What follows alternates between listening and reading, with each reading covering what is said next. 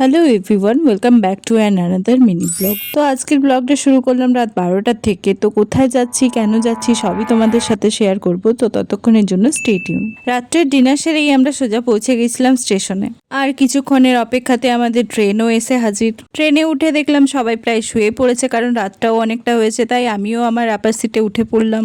ঘুমোতে ঘুমোতে ট্রেনের জার্নি কমপ্লিট করে সকালবেলা নামলাম হাওড়া স্টেশনে। স্টেশনে নেমে ব্রাশ করে ফ্রেশ হওয়ার পর হাওড়া মেট্রোর গেট ওপেনের জন্য অপেক্ষা করছিলাম। অ্যান্ড ফাইনালি 5:30 থেকে 7টা পর্যন্ত অপেক্ষা করার পর মেট্রো ধরে সোজা চলে গেছিলাম বিধাননগর। আর মেট্রো থেকে নেমে সোজা চলে গেছিলাম পূর্ত ভবন।